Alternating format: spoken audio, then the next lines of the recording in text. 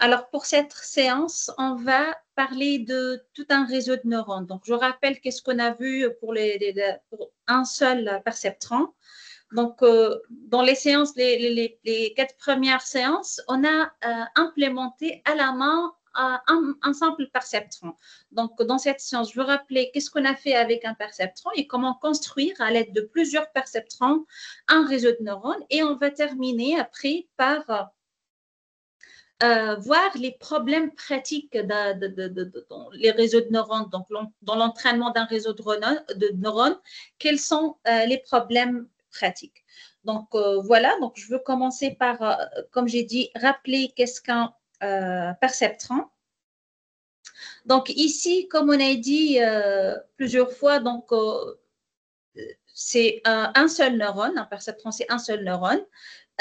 Donc, on le définit à partir de sa propagation, c'est-à-dire, étant donné, on a déjà des données. Donc là, comme vous voyez ici, on a des données. Et les données, ils vont être passées par ce neurone-là, donc par ce perceptron, si on veut dire. Comment donc le perceptron reçoit les données, il fait sortir un réel Y. Donc les données sont sous forme, on a dit X1, X2, X3, etc.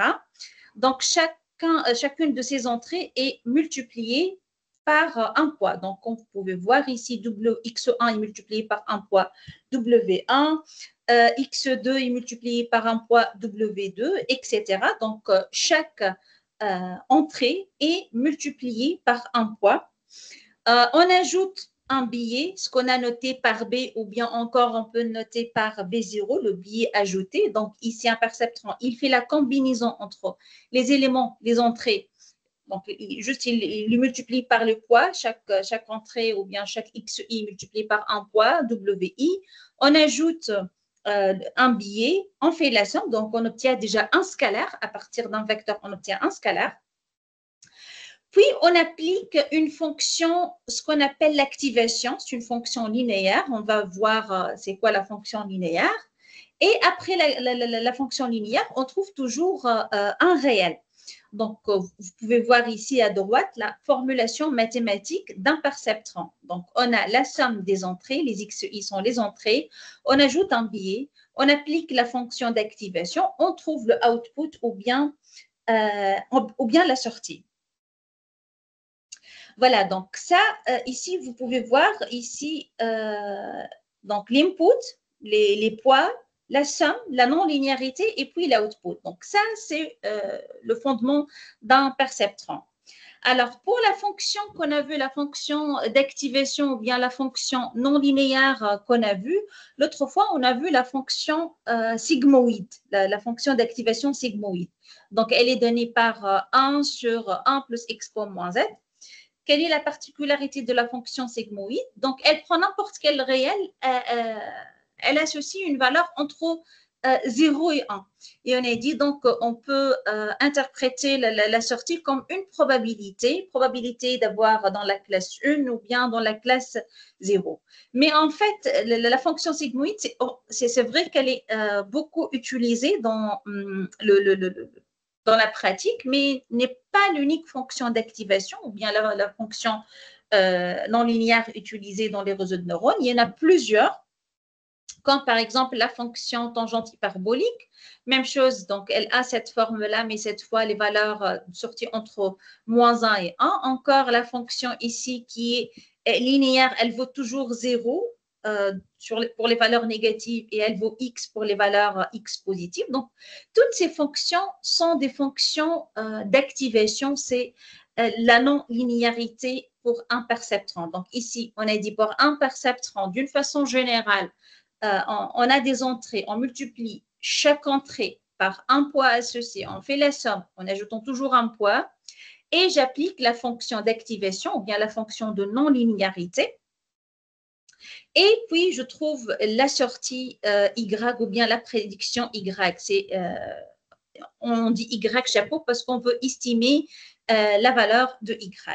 Donc, voilà, on a dit plusieurs types de fonctions d'activation ou bien de non-linéarité. On a vu l'autre fois la fonction sigmoïde qu'on a implémentée à la main encore en Python. On a vu comment l'implémenter. On a écrit les choses sous forme vectorielle. Donc, voilà, les trois types le plus utilisés dans la pratique pour les fonctions d'activation. La fonction sigmoïde qu'on a utilisée nous-mêmes dans les séances précédentes, la fonction tangente hyperbolique et la fonction ReLU ou bien Rectified Linear Unit. Donc, ce qui est intéressant pour ces trois fonctions, c'est que la dérivée de la fonction, et vous avez vu déjà dans les séances précédentes, que c'est très intéressant de calculer la dérivée de fonctions sigmoïdes parce que dans l'algorithme d'apprentissage, on fait la dérivée pour l'algorithme de descente de gradient. Donc, je veux le rappeler même aujourd'hui, mais on a calculé la dérivée. Donc, ce qui est intéressant pour ces trois fonctions, que les dérivées sont simples. Simple dans quel sens? Ici, je peux exprimer la fonction dérivée G' à l'aide de G. Même chose ici, je peux exprimer G' de la fonction tangente hyperbolique avec la fonction elle-même. Donc, G' égale 1 moins G carré. Donc, ce qui nous donne une expression simple à implémenter dans Python. Pour cette fonction, encore, la dérivée, elle est assez simple. G', ça vaut constante 0 si la valeur de x négative. 1, c'est la valeur de x est positive. Donc, toujours les dérivés, le calcul des dérivés, ce n'est pas compliqué pour ces types de fonctions d'activation. Alors, c'est quoi le rôle principal de la fonction d'activation? Pourquoi vraiment on a besoin d'une fonction d'activation ou bien d'une fonction non linéaire? Bon, là, imaginez qu'on a des données comme ça et on veut le séparer. Bon, c'est clair que dans cette partie ici, ce graphe qui est à gauche, je peux tracer une droite. Bon, donc là, une équation linéaire suffit pour séparer les données.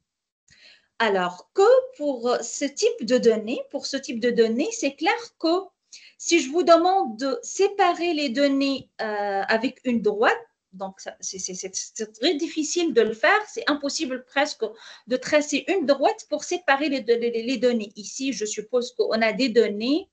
Le croix, ça correspond à une classe et les points ici en jaune, ça correspond à une autre classe. Donc, si on veut séparer les deux classes, c'est impossible de les séparer par une droite. Donc, la linéarité ne suffit pas pour séparer des phénomènes réels. Voilà, donc le but des fonctions d'activation est d'introduire de la non-linéarité dans le réseau de neurones. Donc, sans avoir des fonctions d'activation, peut-être aussi je peux dessiner, je ne sais pas si je peux utiliser la tablette pour tracer. Peut-être c'est donc, c'est pas la peine de dessiner. Voilà, je peux dessiner là. Je pense que je n'ai pas un stylo. Bon, on ne va pas dessiner finalement, mais là, si on a des données non linéaires, on ne peut pas, par une équation linéaire, séparer les deux données. Donc, c'est pour cette raison, après avoir la combinaison des xi, on applique la fonction linéaire pour répondre aux problèmes plus complexes ou bien aux problèmes non linéaires. Donc, juste ici, je résume le rôle de la fonction d'activation. Donc, le rôle principal de la fonction d'activation, c'est introduire la non-linéarité dans le réseau de neurones. Parce que sans la fonction d'activation ou avec une fonction peut-être linéaire, si je choisis que la fonction d'activation soit linéaire, ça ne marche pas. Pourquoi?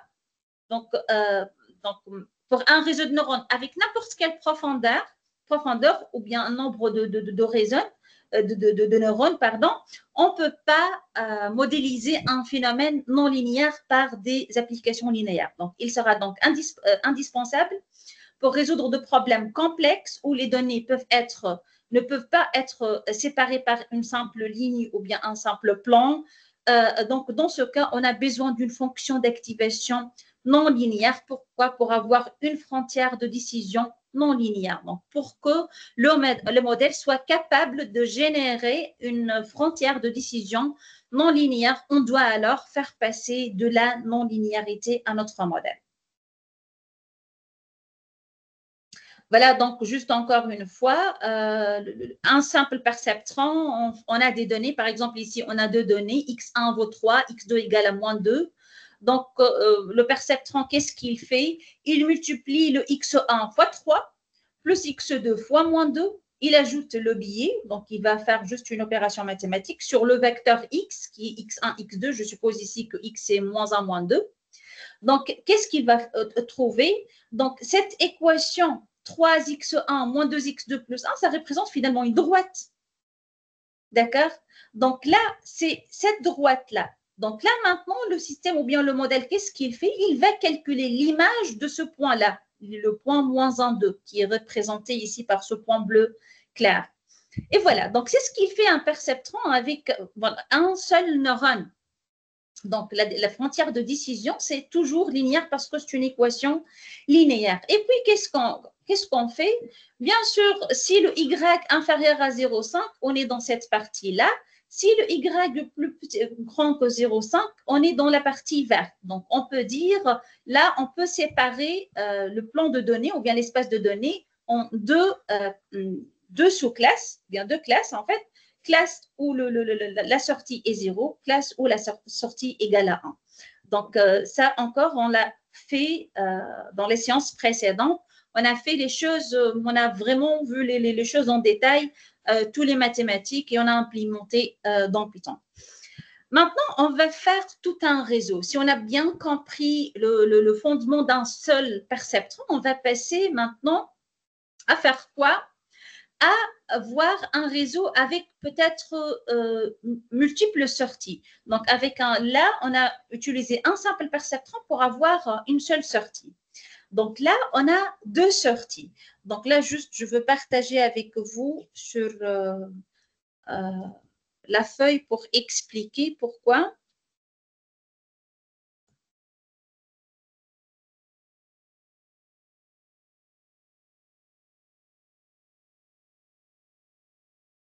Donc, juste, je vais arrêter un peu le partage pour partager l'autre fenêtre.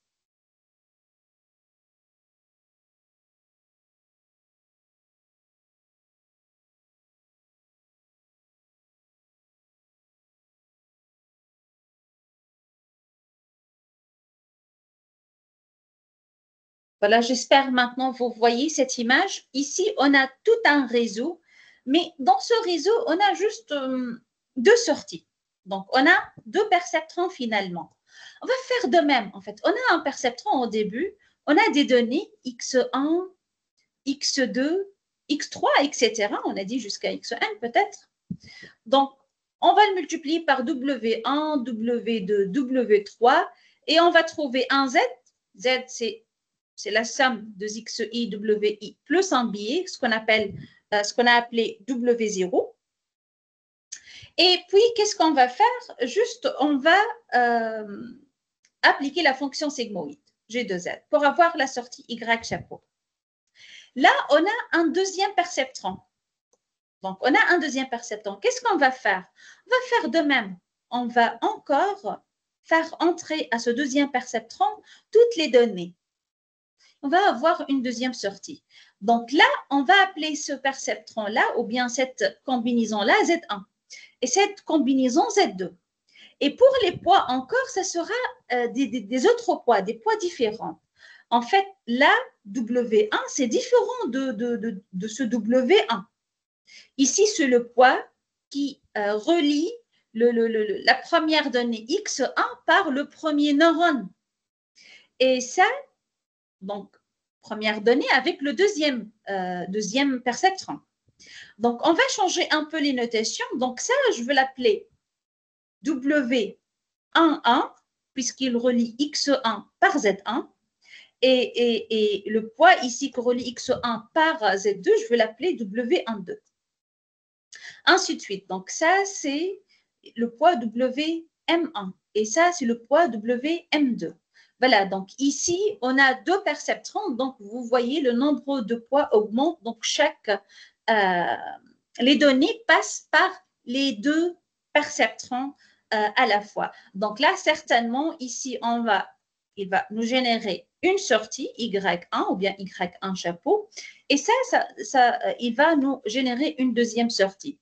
Peut-être vous pouvez poser la question, pourquoi on a besoin de deux sorties? Imaginez que ici, on a, par exemple, 3 neurones pour représenter 3 classes. Donc, on peut avoir besoin de 3 neurones pour avoir 3 sorties. Chaque sortie, par exemple, correspond à la probabilité que notre donnée ou bien notre élément soit dans la première classe ou bien dans la deuxième ou bien dans la troisième.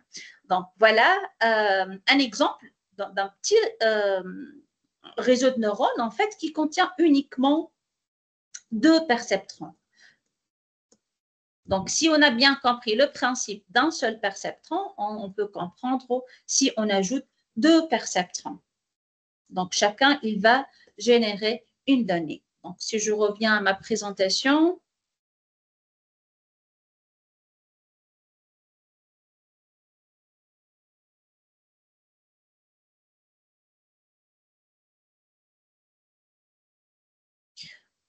voilà, maintenant, donc voilà, vous voyez ici, lorsqu'on a 2 perceptrons, donc vous pouvez modéliser la relation entre Z, donc ici, vous voyez Z1, et là, vous voyez Z2. Donc, on peut calculer Z1 à l'aide de X1, X2, Xn et les poids associés. Donc, ici, vous voyez la formule mathématique correspond à chaque ZI. Donc, ZI, c'est W0I, c'est juste pour dire c'est le poids ou bien le billet, pardon, parce que finalement, on a dit pour chaque perceptron, on fait la combinaison des XI plus le billet. Donc, voilà, donc on ajoute un billet, le billet associé à Z1, par exemple, plus la combinaison de XI fois leur poids associé. Mais cette fois, le poids dépend non seulement de X1, X2, Xn, mais encore, donc c'est le poids X1, Z1, plus le poids X2, Z1, plus le poids XM, Z1. Donc, vous avez bien compris qu'on a besoin encore, le W, cette fois, ce n'est pas un seul vecteur, mais en fait, c'est une matrice puisqu'on a 2 compteurs J et I. Encore, pour répondre à des problèmes beaucoup plus complexes, on peut ajouter au lieu de 1 ou bien 2 perceptrons, on peut ajouter même un nombre de perceptrons qu'on puisse choisir, 2, 3, 5 ou bien on va noter des 1 tout simplement. On va faire quoi? La même chose. Les entrées passent par chaque perceptron dans cette couche-là. Et après faire le calcul, donc on calcule Z1, on applique la fonction d'activation. N'oubliez pas que après chaque fonction d'activation, donc on a une autre sortie Y1 ou bien là une sortie Y1 et une sortie Y2. Donc là, vous pouvez voir que je peux généraliser, si on a bien compris, je peux généraliser le résultat avec n'importe quel nombre de perceptrons dans cette couche-là. Alors, pour les formules mathématiques, je ne sais pas si vous avez bien compris comment je peux calculer chaque ZI. On a expliqué, donc juste, il faut faire attention à la formule cette fois implémentée. Mais bon, pour l'autre fois, on a implémenté à la main, on a écrit tout. Donc, la formule telle qu'elle est mathématiquement, comment s'écrit, la vectorisation, comment j'écris ça en Python. Mais maintenant, on va utiliser les librairies. Déjà, il y en a des librairies qui sont prêtes. On peut l'utiliser juste par une seule ligne de code. Je peux créer n'importe quel réseau de neurones avec n'importe quel nombre de perceptrons. Donc, il n'y a pas un besoin pour apprendre ces formules ou bien les vectoriser parce que déjà les librairies comme TensorFlow ou bien PyTorch, ils ont déjà implémenté ces formules et on peut les utiliser directement. Mais bien sûr, pour moi, je vois que c'est très important de voir le fondement et les formules mathématiques derrière tout le réseau neuronal, le fondement derrière. Voilà, donc ici, ce sont toujours les mêmes formules. La somme des XI fois les poids plus le billet, ça forme chaque ZI. Voilà, donc si maintenant je passe à un réseau de neurones profond, et là pourquoi je dis profond? Parce que je peux former plusieurs vraiment couches. Ici, on l'appelle couche cachée ou bien hidden layers. Donc, on a toujours les entrées et chaque entrée est reliée par les neurones ici dans la première couche. Et chaque sortie, ça, on va encore, ça sera les nouvelles données. Donc, on va passer l'information à cette neurone-là, ainsi de suite. Donc, ce qu'on appelle en fait le forward propagation ou bien la propagation vers l'avant. C'est-à-dire l'information passe, donc on a déjà l'entrée. Les entrées passent par la première couche. Donc, la première couche, après faire le calcul, la combinaison plus le billet, après la fonction d'activation, je passe à la deuxième couche. Encore une fois, je fais la combinaison de toutes les sorties là, de la première couche vers la deuxième couche. Je le multiplie par des poids et j'applique encore une fois la fonction d'activation. Je passe à la deuxième couche, etc., jusqu'à avoir les sorties. Donc, ce phénomène, ce qu'on appelle la propagation vers l'avant ou bien forward propagation, c'est comment l'information passe de l'entrée vers la sortie. Donc, voilà, si on veut une image plus simple. Donc, c'est toujours comme ça. Donc, là, chaque ici perceptron à l'intérieur, il prend comme données les sorties de la couche précédente, les multiplie par des poids, ajoute un billet, applique une fonction d'activation et passe à la couche suivante, ainsi de suite. Donc, pour former un réseau de neurones profond, d'où le nom déjà on appelle deep learning. Alors là encore, on peut bien sûr, même si vous le voulez, on peut écrire explicitement chaque formule, comment trouver chaque ZI, ça sera toujours avec un billet. Une combinaison, mais une combinaison de quoi maintenant? Si j'agrandis, peut-être c'est pas clair, je ne sais pas.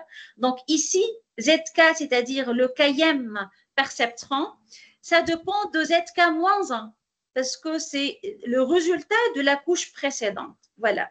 Donc, toujours, c'est comme ça. Donc, on peut écrire explicitement le formule sous forme matricielle, la factorisation, et puis les implémenter. Mais comme je viens de dire, on a déjà fait l'implémentation à la main pour un simple perceptron. Donc, on ne va pas le faire pour tout un réseau de neurones parce que déjà, vous avez vu, ce n'est pas simple. C'était un peu compliqué, les formules et tout.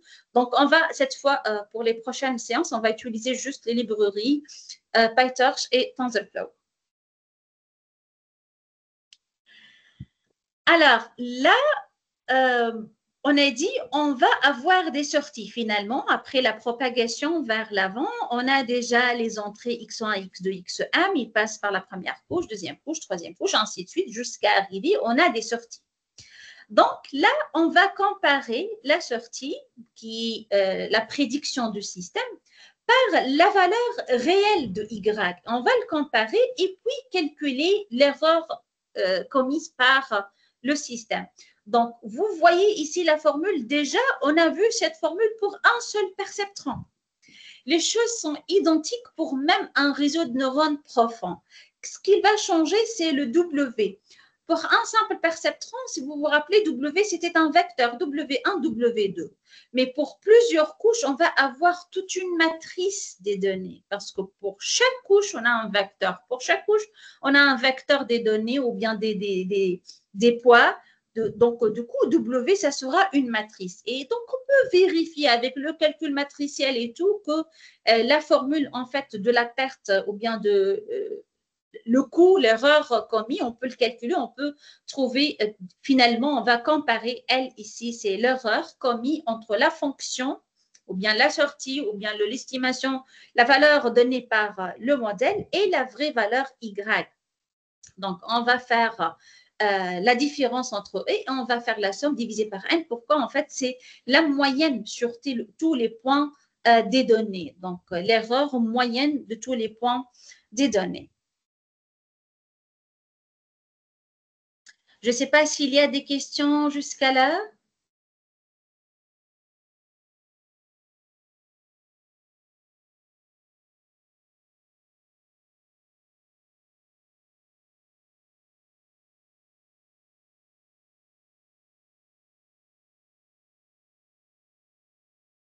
Alors, je passe. Donc, juste, j'explique c'est quoi l'erreur sur ce graphe-là. Donc, on a dit, puisqu'on va faire entrer les données, Donc, on a les X ici, on a un tableau de données, on va faire l'entrée, les données vers le modèle, on va avoir de sorties. Si par exemple, la sortie, elle a donné 30 et que notre Y, c'est 99, donc ici, on a commis une grande erreur. Par exemple, ici, la sortie pour le deuxième élément, c'est 80 et la vraie valeur, c'est 20. Encore, c'est une grande erreur.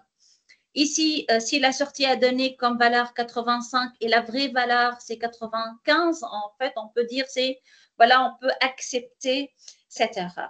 Alors, si on a des résultats de ce type, comment calculer les erreurs? Tout simplement, je peux calculer YI, c'est-à-dire par exemple 90 moins 30 au carré, plus 20 moins 80 au carré. Donc, la différence au carré, ou bien ce qu'on appelle l'erreur quadratique moyenne. Donc, quand j'utilise l'erreur quadratique moyenne, lorsque la sortie donne des valeurs continues, donc on peut donner n'importe quelle valeur, 30, 40, n'importe quelle valeur. Donc, ici, juste, je fais la différence entre la valeur prédite et la vraie valeur réelle et je lève au carré. Donc, voilà, et je calcule en fait la moyenne. Donc, c'est la moyenne des carrés des différences entre la valeur réelle qui est notée Y et la valeur prédite qui est notée F de X. Donc, c'est ce type de fonction Q est souvent utilisé pour les problèmes de régression. Alors, maintenant, si on veut juste avoir un problème de classification, qu'est-ce que c'est un problème de classification? On a vu un problème de classification lorsque on a une entrée ou bien les valeurs réelles sont soit 0, soit 1, soit 0, soit 1, soit 0, soit 1. Dans ce cas, on a déjà vu la fonction d'erreur qu'on a utilisée, si vous vous rappelez. On a défini la fonction log-loss. Elle est donnée par cette expression et on a expliqué dans les séances précédentes pourquoi on a choisi cette fonction pour que ce soit la fonction d'erreur. Donc, voilà, cette fonction est beaucoup utilisée dans le cas de classification binaire. C'est-à-dire quoi, classification binaire? On a juste deux classes et on veut savoir est-ce que c'est dans la classe 1 ou bien dans la classe 0. Donc, voilà, et juste ici, on va utiliser cette fonction pour calculer les erreurs. Voilà maintenant, c'est quoi notre but dans l'entraînement? C'est de minimiser l'erreur comme on a vu. C'est-à-dire quoi? Chercher les poids qui minimisent la fonction Q, ce qu'on appelle W étoile, c'est-à-dire les poids qui donnent la fonction Q minimale. Donc, voilà ce qu'on veut chercher finalement. On veut entraîner le modèle pour que, donc, lui, le modèle, qu'est-ce qu'il va générer finalement? Il va générer les poids, les WIJ, parce que les données sont là déjà, les Y sont les sorties, on le sait déjà. On veut bien que le système trouve les meilleurs poids, les meilleurs WIJ, pour que les résultats de sortie donnés par le modèle soient très proches des valeurs réelles. Donc, ça, c'est notre but. Donc, le but pour entraîner un modèle, c'est de chercher les meilleurs les meilleures fonctions poids qui minimisent les meilleurs poids qui minimisent la fonction QW. Donc là, si on a une fonction coup de pont, par exemple, de A et B, le minimum, c'est juste ce point-là, parce que je vois que pour ce point-là, la fonction J est minimale. Donc, c'est ça notre but finalement. Donc, c'est une fonction mathématique qui prend un réel. Supposons qu'elle dépend uniquement de deux variables W1, W2. Donc, je peux la représenter comme vous pouvez le voir. Je peux le représenter comme ça. Et du coup, je peux chercher la valeur minimale.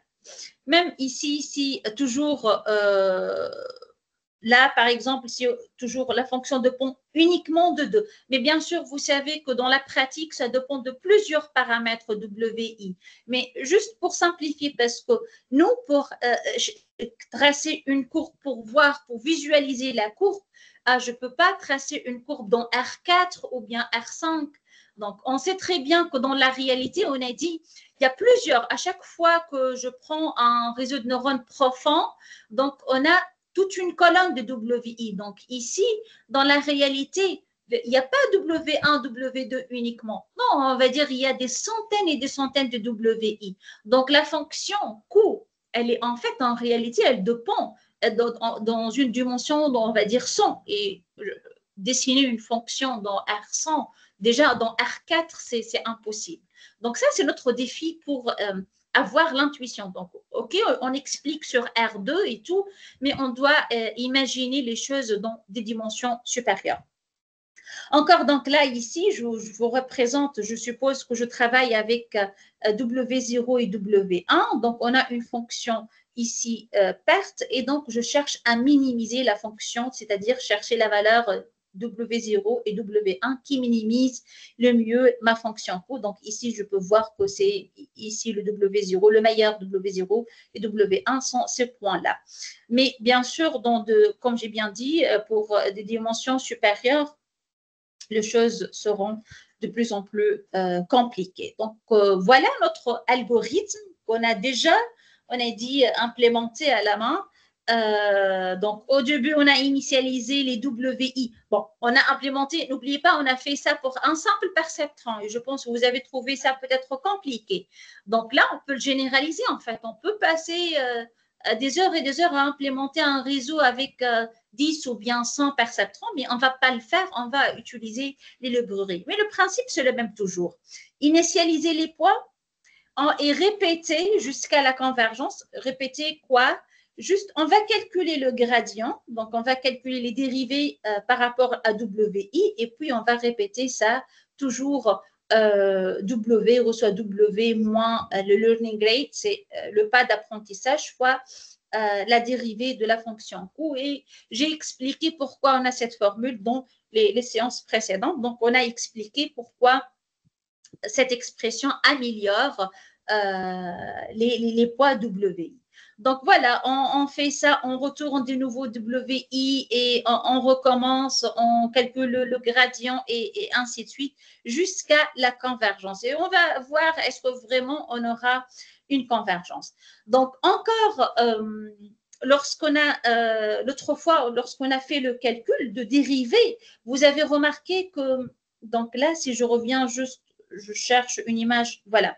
Cette image, peut-être, elle explique plus le principe d'entraînement. Donc, je veux agrandir, peut-être, j'espère qu'elle est claire. J'espère qu'elle soit claire. Alors, là, on a dit, on a les données. Voilà, X1 et X2. Alors, les données, ils vont passer par la première couche de notre réseau. Donc, on va avoir Z1, Z2, Z3. Et puis Z1, on va injecter l'information de Z1 vers donc le ZI ici, dans la première couche. On va les injecter encore une fois pour la deuxième couche de notre réseau. Toujours chaque neurone ou bien chaque perceptron de cette couche-là, il va faire la combinaison de ses sorties plus les billets et encore la fonction d'activation, etc. On va avoir une prédiction. Et on va comparer la prédiction avec la valeur réelle Y. Donc, en comparant la prédiction avec les valeurs réelles, on a une fonction court, on a une erreur. Alors, qu'est-ce qu'on va faire pour cette erreur? On va le calculer, l'erreur, on va les dériver. Pourquoi dériver? Pour optimiser. On va chercher à optimiser, minimiser en fait l'erreur. Et pour minimiser l'erreur, donc ici, on va changer quoi? Les WI, ici, je ne l'ai pas écrit à la main parce qu'elle sera très sale, la feuille, sinon. Mais pour chaque flèche, on a un poids. Parce que chaque neurone, on a dit, il multiplie les données. Chaque donnée est multipliée par un poids. Donc, vous pouvez imaginer que chaque flèche dans ce zone représente un WIJ. Et donc, lorsque je veux calculer la fonction coût, je dois dériver par rapport à ce WIJ. Donc, je dois dériver. Et puis, je fais quoi? Donc, je calcule, j'applique la descente de gradient, WIJ reçoit WIJ, moins alpha fois la dérivée. Donc, j'optimise.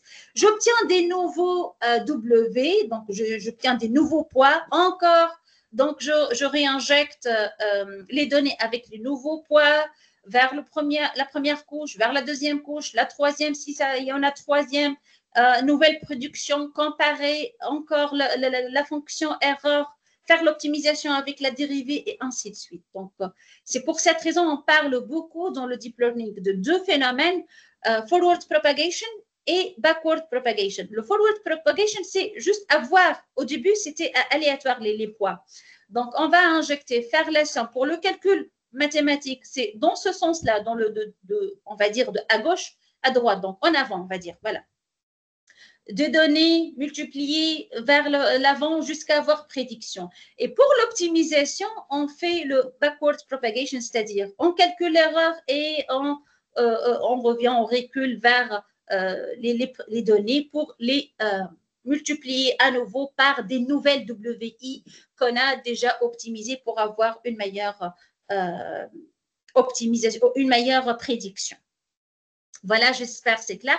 Et juste pour la propagation vers l'arrière se base principalement sur la formule mathématique des dérivés de composés. Parce que finalement, ici, vous voyez que le résultat de Z dans cette couche-là dépend du résultat de Z dans la couche, juste dans la couche précédente, et dépend de résultat dans la couche précédente, etc. Donc c'est la composée, en fait, mathématiquement, je peux l'écrire F rangé rang H, etc. Et pour dériver F rangé rang H, vous savez le résultat. Donc, on a déjà F rangé, c'est F'G fois G', etc. Donc, je dois calculer toutes les dérivées. Donc, je dérive ça, puis ça, etc. Donc, le principe de backward propagation se base principalement sur le résultat de dérivées de composés, ou bien ce qu'on appelle en maths la formule de la chaîne. Des questions jusqu'à là?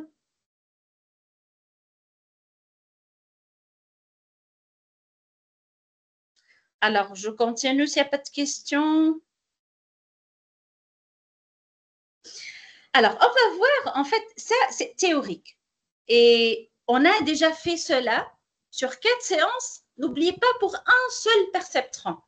Parce qu'on a implémenté à la main, on a tout écrit à la main, les dérivés à la main, l'implémentation, la vectorisation, on a fait tout ça nous-mêmes. Donc là, maintenant, dans la pratique, les choses, donc si on passe à vraiment un problème réel, les choses seront de plus en plus compliquées parce que finalement, lorsque je vous ai montré une fonction Q, est-ce que vous pouvez imaginer vraiment qu'elle a cette allure sur un problème réel? Bon, ça, c'est très lisse, très simple. Je peux voir même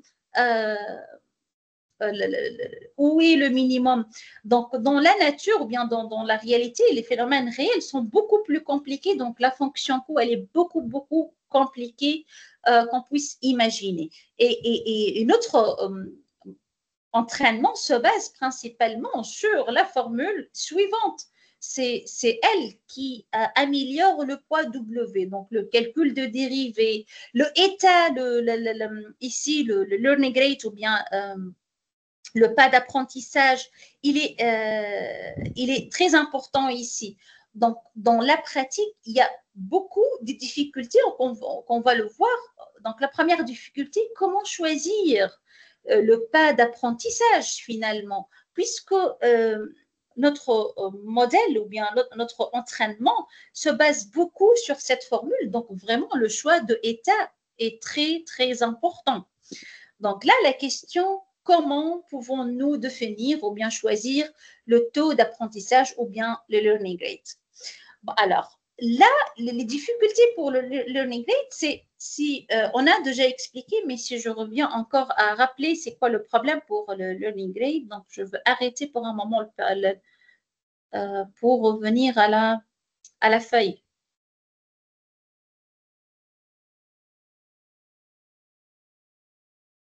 Donc ici, on a dit si on a une fonction, bon, je suppose avec une fonction Q vraiment simple. Donc là, ça c'est le minimum.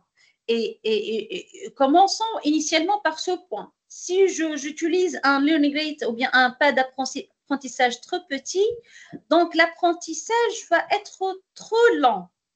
Et si je choisis un learning rate ou bien pas d'apprentissage très grand, donc il est possible que les choses ne convergent pas. Donc, il va osciller comme ça. Donc, il faut bien choisir le learning rate de telle sorte, donc il sera vraiment avec un pas raisonnable, il descend vers la valeur minimale de la fonction. Voilà, donc il y a un problème avec le choix de le pas d'apprentissage.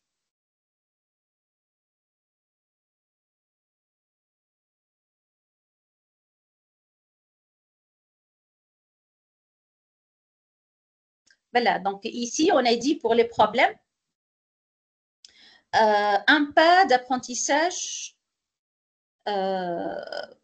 si on le choisit trop petit, on a peut-être un problème de convergence très lent. Peut-être il sera coincé le système et il n'arrive pas à notre minimum global. Et si on choisit un grand taux d'apprentissage, ça peut-être dépasse l'objectif et devient instable et ça diverge. Il ne converge pas vers la valeur minimale. Donc, le taux d'apprentissage, il doit être choisi de manière que la convergence soit en douceur et évite les minimums locaux, c'est-à-dire il passe au minimum global. Alors, comment gérer cela? En fait, toujours, tout cela, on peut utiliser toujours une ligne de code. On va voir dans la pratique avec les librairies PyTorch et TensorFlow comment faire cela. L'idée, c'est essayer peut-être plusieurs taux d'apprentissage et voir ce que se passe. C'est-à-dire, lorsqu'on veut écrire notre code, je commence par exemple par 0,1 et j'observe, est-ce que vraiment la courbe d'apprentissage, elle descend, elle converge, ou bien elle ne converge pas, je change le taux d'apprentissage, je change un autre. Donc, je fais comme ça. Donc, peut-être une idée, essayez des nombreux taux d'apprentissage différents et voir ce qui fonctionne exactement bien. Et là, bien sûr, il n'y a pas une définition exacte de c'est quoi le bien. Alors, une deuxième idée, c'est faire quelque chose, concevoir un taux d'apprentissage adaptatif. C'est-à-dire quoi? On adapte le taux d'apprentissage avec les données qu'on a, avec la taille du gradient, la vitesse d'apprentissage. Donc, c'est-à-dire, tout dépend, c'est-à-dire, dans un problème réel, d'un problème à un autre, si vraiment les données sont trop petites, dans le calcul, bien sûr, on doit choisir un taux d'apprentissage convenable à ces données-là pour qu'ils soient adaptés à notre modèle. Donc, et pour ce faire, tout simplement, on va utiliser les outils déjà qui existent dans les librairies qu'on peut utiliser directement dans une ligne de code. Donc ici, on parle des algorithmes de descente de gradient. Là, le SGD, c'est le descente de gradient stochastique. Je vais l'expliquer tout de suite. C'est quoi la descente de gradient stochastique? Et les autres sont des variantes de descente de gradient. Donc, tout cela, ce sont des descentes de gradient, mais juste qu'est-ce qu'il change? Par exemple, ici, Adam, c'est un algorithme d'optimisation très utilisé. C'est parce que le pas d'apprentissage, il est adapté. Donc, il l'adapte aux données, aux dérivés qu'on a fait, c'est-à-dire le gradient, etc. Donc, pour nous, on peut juste faire appeler l'algorithme qui nous convient pour rechercher, pour optimiser ou bien pour faire le backpropagation. Alors, encore un autre problème problème pratique dans la pratique. Là, on a dit dans l'algorithme de descente de gradient, on va faire le calcul des dérivés. Et pour le calcul de dérivée, si vous vous rappelez, c'est-à-dire je dérive J par rapport à W. Mais W, ça correspond à quoi? C'est-à-dire je veux revenir à… Par exemple, voilà, c'est un réseau de neurones, mais vous pouvez imaginer que les réseaux de neurones qu'on construit pour résoudre des problèmes complexes sont beaucoup plus denses que celui-là. On a plusieurs couches, plusieurs flèches. Et vraiment chaque flèche correspond à un poids. Donc là, regardez combien de dérivés le système doit calculer. Donc, on doit calculer par rapport à chaque flèche, parce qu'on a dit chaque flèche correspond à un poids. Donc, on doit calculer un nombre très important de dérivés et ça va coûter cher en termes de complexité. Donc là, pour le calcul de dérivés, le calcul peut être très coûteux en ressources de calcul. Alors, c'est quoi la solution? On va chercher une solution.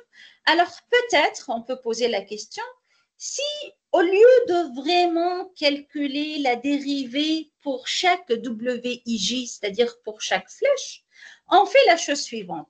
Au début, d'accord, il va initialiser par des valeurs arbitraires. Aléatoirement, il va choisir les WI.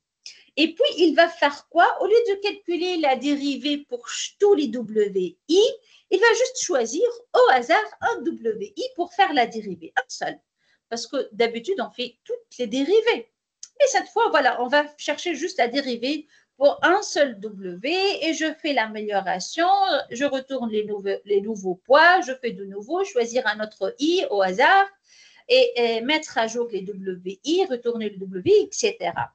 Donc, ça facilite le calcul. C'est-à-dire, là, au lieu de calculer les dérivés pour…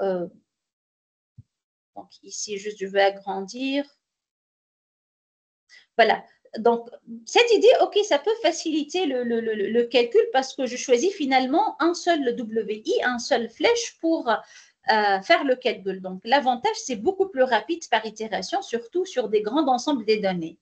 Mais vous pensez que, voilà, c'est comment un seul W peut donner un résultat ou bien peut remplacer une centaine des flèches. Donc, on peut trouver ça vraiment très bruyant, c'est-à-dire c'est vraiment très au hasard les choses vont être. Alors, donc, là, on a une autre idée. Au lieu de faire le calcul sur tout l'ensemble ou encore un seul WI, on va choisir une partie des flèches. Toujours, si vous mettez à votre esprit l'image de réseau de neurones, il y en a plusieurs flèches. Chaque flèche, c'est un WIJ. Et nous, on va faire la dérivée par rapport à chaque WIJ. Alors, au lieu de faire tout le calcul sur chaque W ou bien choisir un seul, voilà ce qu'on appelle le descente de gradient stochastique. C'est-à-dire, on va choisir un lot, c'est-à-dire une partie de ces flèches au hasard. Si ce sont des milliers de flèches, on va choisir une centaine. Pour chaque itération, on choisit une centaine. L'itération suivante, une autre centaine au hasard. L'itération suivante, une autre centaine. Et comme ça, ainsi de suite. Donc, pour chaque itération, on n'est pas obligé de calculer toutes les dérivées, mais on va choisir un lot ou bien une partie de WI pour faire les dérivées. Quand même, ça minimise le calcul et c'est beaucoup mieux de choisir un seul représentant. Donc, c'est stochastique, OK, c'est au hasard, OK, mais puisque c'est à chaque itération, on va choisir le lot, donc on pense que voilà, il va donner des bonnes estimations pour le vrai gradient, parce que le vrai gradient, si on veut le calculer, ça coûte très cher de point de vue de calcul. Donc ici, le système, il va calculer beaucoup de dérivés. Donc, voilà pour ce problème. Encore maintenant, on passe à un autre problème pratique qui est le overfitting ou bien sûr apprentissage. On veut dire quoi par le overfitting ou bien le surapprentissage? Là, lorsque par exemple, imaginez qu'on a des données et le système cherche une droite ou bien une courbe, on va dire, qui passe par les points.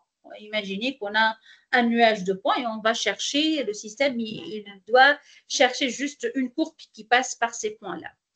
Alors ici, comme vous pouvez voir ici à gauche, on pense que le système vraiment n'a pas encore terminé son apprentissage parce qu'une simple droite ne peut pas vraiment représenter ces données. Parce que je peux voir ici, les données sont vraiment pas linéaires. Le nuage de points, ce n'est pas linéaire. On ne peut pas le représenter par une droite. Donc, on pense ici que l'apprentissage ou bien le nombre d'itérations, ici, on a parlé de learning rate, comment choisir. Maintenant, la question, combien je répète de fois l'itération? On a dit on va répéter le nombre d'itérations. Combien je répète de fois? Donc là, si je choisis à m'arrêter là, je peux voir que l'apprentissage n'est pas terminé encore. On appelle ça underfitting ou bien sous-apprentissage. Le modèle n'a pas encore la capacité suffisante pour la généralisation. Donc maintenant, on n'a pas vraiment confiance à ce système pour prédire des nouvelles données. Si on a des nouvelles données, on ne peut pas bien vraiment compter sur ce système pour nous donner une valeur très proche de la réalité. Cependant, ce qui est au milieu, c'est un bon ajustement. On pense que c'est un bon ajustement. On on doit arrêter l'apprentissage là parce que vraiment c'est général. On voit que oui, il est proche des points, donc ça représente généralement, ça représente le nuage de points ou bien les données qu'on a dans notre dataset. Ici, dans le troisième exemple, ici, on parle de surapprentissage ou bien le overfitting. C'est quoi le overfitting? C'est-à-dire comme si un étudiant, déjà, il s'entraîne, il répète les mêmes exercices jusqu'à un moment où il apprend les exercices tels qu'elle est. Donc, si je donne un autre exercice à cet étudiant, il va pas donner des bonnes solutions. Pourquoi? Parce qu'il a juste appris les exercices. Il n'a pas vraiment juste avoir une idée générale sur le raisonnement. Non, il a appris ses exemples. Même chose pour ce système. Il a un surapprentissage, c'est-à-dire vraiment, le modèle s'ajuste trop aux données d'entraînement, y compris le bruit. Donc, vous savez, même les données réelles, peut-être il y a des données qui sont des bruits, donc ne sont pas générales. Donc, nous, on veut un système qui nous donne un résultat général. Si je donne une nouvelle donnée, il me donne un nouveau résultat que soit réaliste. Donc là, on parle de overfitting, c'est-à-dire c'est vraiment le système, il s'ajuste beaucoup avec juste les exemples que j'ai donnés. Maintenant, si je donne un nouveau exemple, certainement, il va donner des résultats très loin de la réalité. Alors, la solution pour le overfitting, on parle de régularisation. C'est quoi la régularisation? C'est une technique qui ajoute des contraintes pendant l'optimisation afin d'éviter qu'un modèle devienne trop complexe. C'est-à-dire, l'objectif, c'est améliorer la capacité du modèle à généraliser sur des données jamais vues. Donc, ce n'est pas vraiment, on veut que déjà, on va donner des données à notre modèle. On ne veut pas que vraiment il donne des résultats idéaux pour les données qui a utilisé pour l'entraînement. Non, on veut généraliser un résultat général pour même des nouvelles données. Donc, pourquoi on a besoin de la régularisation? Alors, parce que sans régularisation, le modèle peut faire de surapprentissage. Il apprend par cœur les données d'entraînement, mais se trompe sur les nouvelles données. Donc, la régularisation aide à éviter que le modèle mémorise surtout les détails, rendre l'apprentissage plus robuste, mieux prédire sur les données surtout réelles, les nouvelles données. Donc, des exemples qu'on utilise pour la régularisation, il y a ici encore le dropout qu'on peut le trouver encore sur les librairies TensorFlow et PyTorch. Pendant l'entraînement, qu'est-ce qu'on fait? On met à zéro certaines activations, c'est-à-dire, on va dire par exemple, pour chaque couche, donc on va faire des itérations. Alors, pour la première itération, dans chaque couche, tu vas mettre à zéro la moitié de neurones. Tu choisis 50% de neurones et tu ne vas pas les utiliser dans cette itération. Deuxième itération, tu choisis des autres. Pourquoi? Donc, cela force le réseau à ne pas dépendre d'un seul neurone ou bien d'un petit groupe de neurones. Donc, comme ça, le réseau apprend des représentations plus générales. Encore un deuxième exemple de régularisation, c'est ce qu'on appelle le early stopping. On arrête l'entraînement avant que le modèle ait le temps de surapprentissage. Donc, je vais expliquer peut-être cela par un graphe. C'est quoi le early stopping?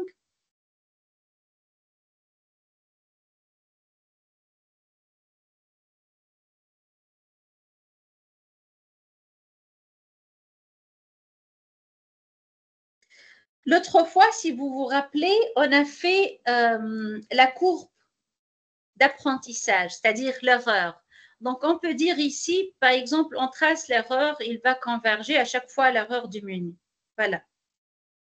Mais pour les données, on va les diviser en deux, ou bien même en trois parfois. Le test, l'évaluation et l'entraînement. Nous, on va donner uniquement les données d'entraînement à notre modèle. Ce sont les XI ici. Et puis, il va calculer la fonction log, qu'on appelle J, Et puisque c'est une fonction réelle, ça va diminuer. Et puis, on va voir, est-ce qu'avec ces données-là, par exemple, ici, on va calculer la fonction loss maintenant sur le set d'évaluation. Ce n'est pas vu par les données que le modèle n'a pas encore vu ces données.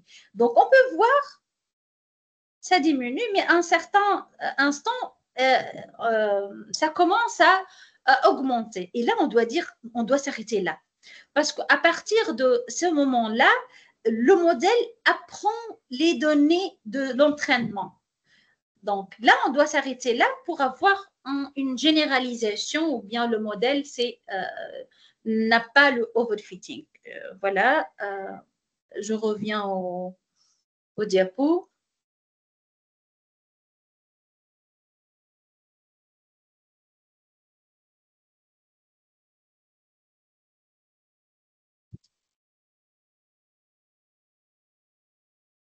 Donc, voilà pour les deux exemples de régularisation. Voilà, donc si je résume, qu'est-ce qu'on a vu dans cette séance? Donc, on a rappelé le perceptron.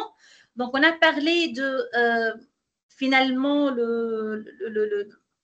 tout un réseau de neurones. Si on a bien compris le principe d'un perceptron, donc un réseau de neurones, c'est juste une collection des perceptrons. Donc, ensuite, toujours, ce sont les mêmes formules mathématiques, le même principe, le même algorithme. Donc, si je résume par voilà, je cherche un graphe qui résume tout. Voilà ce graphe-là. Ça résume quand même l'idée de réseau de neurones à plusieurs couches. Donc, le forward pour faire injecter les données, avoir une prédiction, comparer avec les valeurs réelles, avoir la fonction coût et faire l'optimisation avec le backward propagation. On a vu dans la pratique quels sont les problèmes. Donc, le premier problème, c'est le learning rate, comment choisir. Donc, on a dit on peut utiliser les méthodes déjà fournies par les librairies pour choisir le bon taux d'apprentissage. Deuxième problème dans la pratique, c'est le calcul des descente de gradient. Donc, dans la descente de gradient, on doit calculer toutes les dérivées. On a dit on peut utiliser la descente de gradient stochastique. Donc, au lieu de calculer toutes les dérivées, on choisit à chaque fois un lot pour faire la dérivée sur une partie des flèches. Et encore, le troisième problème, c'est le overfitting. On a dit, on avait peur que le système apprend les exemples d'entraînement. Donc, il apprend à cœur. Donc là, les solutions, peut-être, on fait stopper l'entraînement avant que soit, avant d'avoir le overfitting. Voilà, c'est tout pour cette séance. J'espère que c'était clair. Est-ce qu'il y a des questions?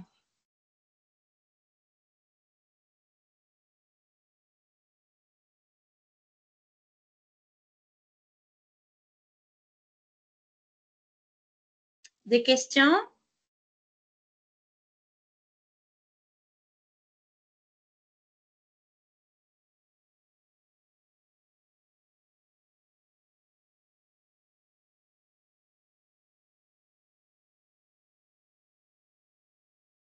Alors, s'il n'y a pas de questions, je vous remercie pour votre présence et au revoir.